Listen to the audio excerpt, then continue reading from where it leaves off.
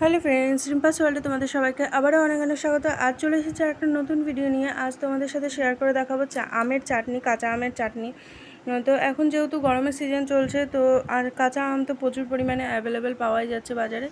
তো নিয়ে চলে এসেছি আজকে কাঁচা আমের চাটনি। এখানে দেখো আমগুলোকে আমি টুকরো টুকরো করে কেটে নিয়েছি। একটা আমি কেটেছি, একটা বড় সাইজের। একটা আমে অনেকটাই চাটনি হয়ে যায়, এটাই যথেষ্ট। তো এখানে আমি শুকনো কড়াইতে আমি দিয়ে দিলাম 5 ফোড়ন, আর একটু এখানে দেবো আমি মৌরি। তো অনেকে এলাচ দেয়, কিন্তু আমি এলাচটা দিই না। এলাচের গন্ধটা আমার চাটনিতে খুব একটা ভালো লাগে না, তো তার জন্য আমি দিই না। তো এখানে শুকনো কড়াইতে একটুখানি ভেজে নিয়ে, খুব বেশি লাল করার দরকার নেই, সামান্য একটু গরম করে নিয়ে এটা যাতে গুঁড়ো করা যায়, তো সেই পর্যায়ে করলেই হয়ে যাবে। এই দেখো আমি একটু গুঁড়ো করে নিয়েছি, একদম মানে মিহি না, একটু দানা দানা থাকবে। তো এখানে আমি দিয়ে দিলাম তেল, কড়াইতে তেল দিয়ে এর মধ্যে দিয়ে দিলাম একটুখানি 5 ফোড়ন। 5 ফোড়ন দিয়ে এবারে আমি আমগুলোকে পুরোটা দিয়ে দেবো। পুরো দিয়ে একটুখানি নেড়ে সঙ্গে সঙ্গে আমি নুন আর সামান্য একটু হলুদ দেবো। হলুদটা অনেকে স্কিপ করতে পারো, কারণ হলুদ অনেকে দেয় না, কিন্তু আমি দিই, কারণ হলুদটা দিলে বেশ কালারটা ভালো আসে, তো তার জন্য আমি হলুদটা দিই।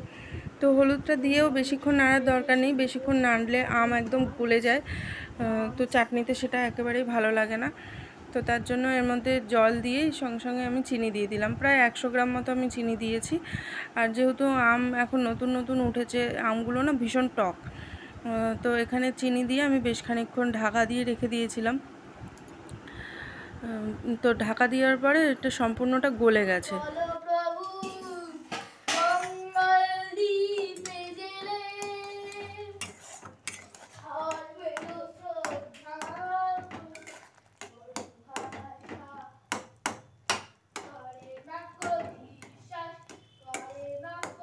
তো তোমরা তো এখানে শুনতেই পাচ্ছ আমার ছেলে গান গাইছে, মানে এত কনফিডেন্টলি যে ভুলভাল লিরিক্সে কীভাবে গান গাওয়া যায়, মানে ওর কাছ থেকে শিখতে হয়। এখানে দেখো আমার কথা বলতে বলতে চাটনিটাও প্রায় হয়ে গেছে। তো এখানে আমটাও বেশ আধ সিদ্ধ মতো হয়ে গেছে, আর পুরো সিদ্ধ হয়ে গেলে আম একদম গলে একদম মানে যে ঝোলটা রেখেছি তার সাথে মিশে যাবে, পুরো গলানোর দরকার নেই। তো আমি কয়েকটা আম একটু থেতো করে দিলাম যাতে বেশি একটা ঝোলটা গাঢ় গাঢ় হয়।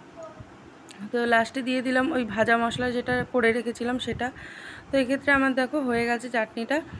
তো কেমন লাগলো অবশ্যই কমেন্টে জানিও, ভালো লাগলে একটু লাইক করে দিও, কমেন্টে জানিও কেমন হয়েছে। আর কি বলবো, ততক্ষণ তো আমরা ভালো থেকো, সুস্থ থেকো, সাবধানে থেকো।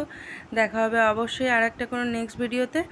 আর সামনেই আমাদের নববর্ষ আসছে, তো তোমরা খুব খুব ভালোভাবে কাটিও নববর্ষ, খুব খুব এনজয় করো। তো আজকের মতো টাটা, বাই বাই, দেখা হবে অবশ্যই কোনো নেক্সট ভিডিওতে। টাটা।